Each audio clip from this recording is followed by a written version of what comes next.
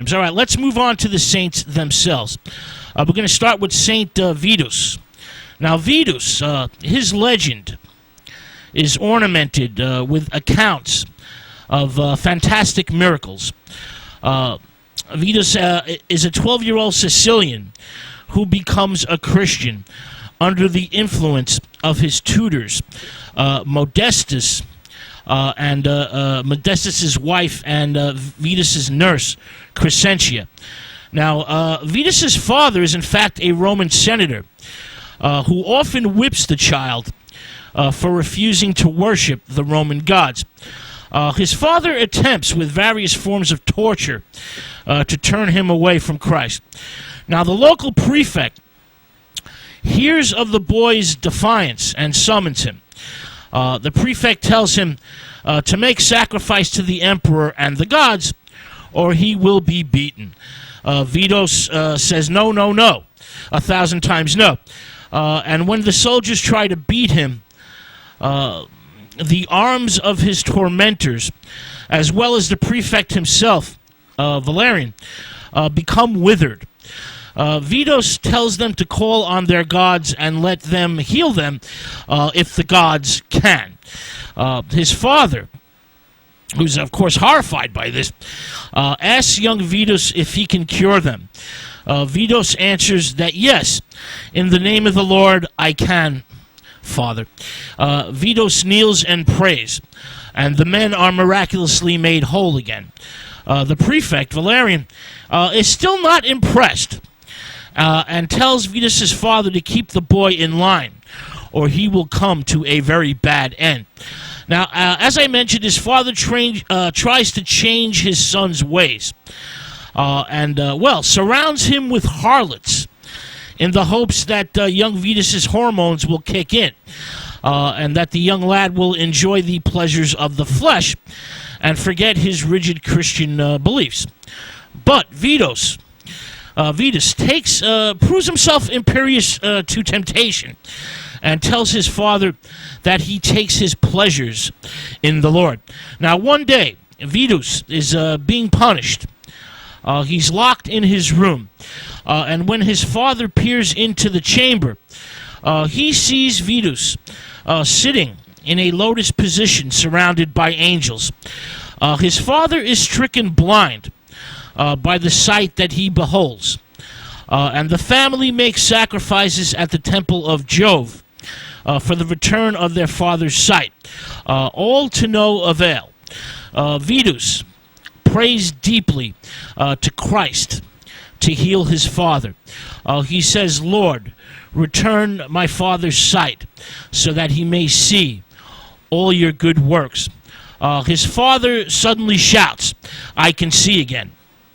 Despite this, Vitus's father remains unconvinced and thinks his son is a sorcerer and actually considers killing him. Angels warn Modestus and Crescentia, his wife. Remember, they're tutors. It's a tutor and a nurse of Vitus. They grab the boy and quickly flee and take the young lad to safety. Now, meanwhile in Rome, the son of Emperor Diocletian has been seized by a demon, and the emperor's son keeps calling for Vitus of Sicily. Diocletian was actually the commander of the domestici, the bodyguards, and rises to emperor on the death of Numeranus. Diocletian adopts an Oriental court ceremonial style and places a strong emphasis on the divine status of the Roman rulers. Diocletian establishes the Tetrarchy, which is joint rulership, in order to provide the imperial presence in different areas of the empire.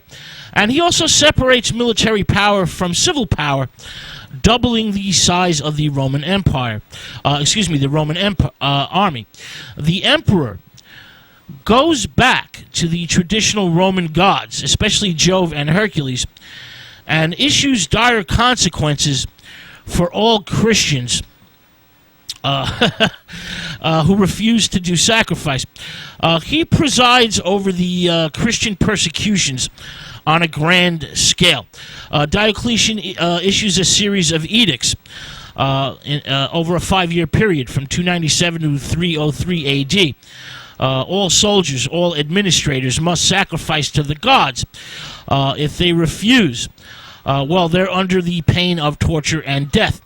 Diocletian destroys all the scriptures and churches throughout the empire and arrests the entire Christian clergy. His anti-Christian measures were enforced to varying degrees in different parts of the empire. For example, the Nicomedean Edict, which is designed to prevent the Christian church from functioning. Christians were deprived of any rank or status. They have no legal rights. And they're prevented from taking any action in court.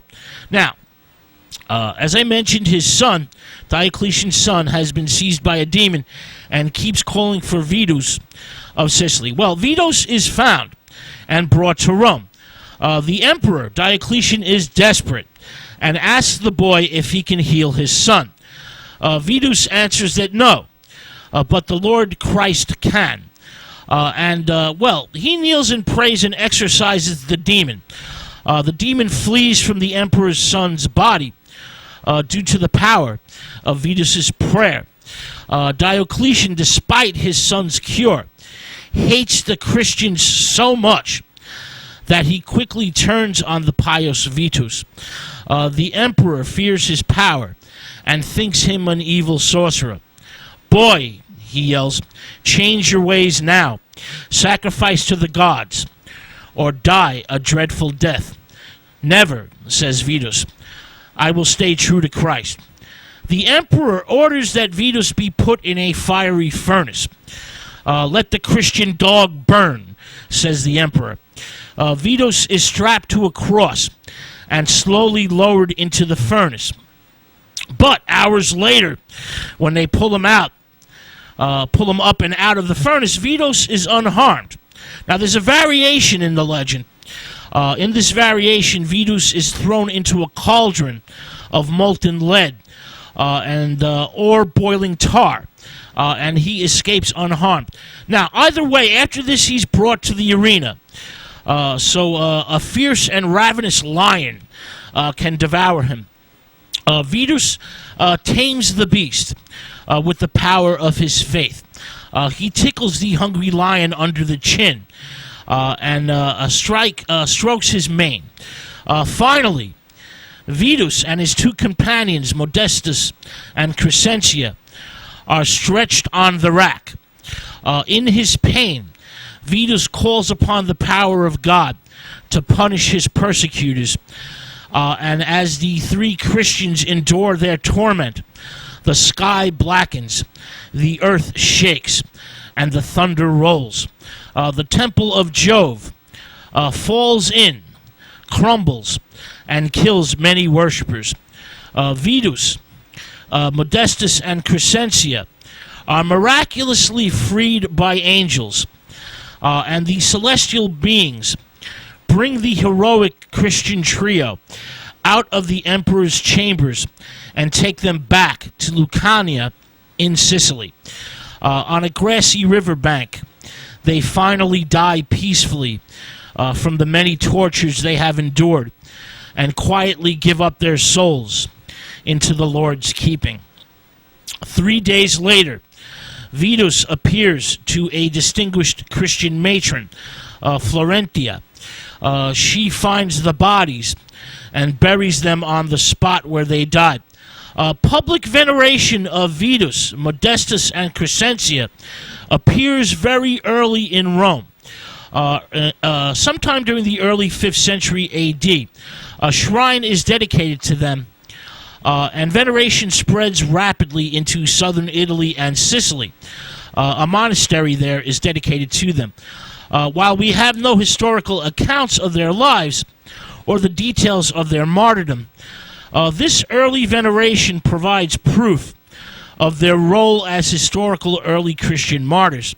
Now, in 756 AD, the relics of Saint Vitus are brought to the monastery of St. Denis, and later moved to Convey in Germany. This is around 836 AD. Veneration of the trio spreads throughout Westphalia, Germany, into eastern and northern Germany, and a cult quickly grows in Prague, Bohemia, which is now the modern-day Czech Republic. In 975 AD, King Henry I of Germany presents as a gift one of the bones of Vitus's hand to the cathedral in Prague, the Cathedral of St. Vitus in Prague. People in the Germanic countries have a ritual dance.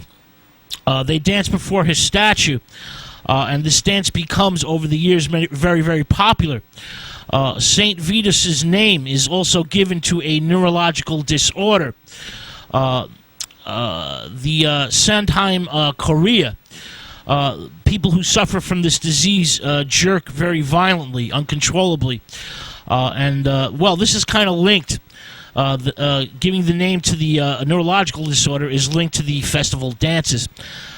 Vitus's cult spreads to the Slavic countries, where Vitus replaces the pagan god of light, Svantovid.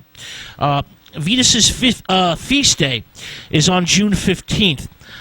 The names of Saint Modestus and Saint Crescentia are added to the feast in the 11th century. The three names are celebrated together until 1969, when they were removed from the Catholic calendar of feast. Saint Vitus is still recognized as a saint. Once a saint, always a saint. And he's considered one of the 14 holy helpers. But Modestus and Crescentia have been omitted. Church fathers consider them fictitious and not actual historical characters. Now, in art, Vitus is either depicted in a cauldron or in a furnace, often with a rooster, raven, or lion. Vitus is the patron saint of Sicily. He's the patron saint of actors, dancers, entertainers, and is invoked against epilepsy. He's invoked against snakebite, storms, and wild animals. And as I mentioned, his feast day is June 15th. All right, with that thought, we're going to take a musical break. When we return, we're going to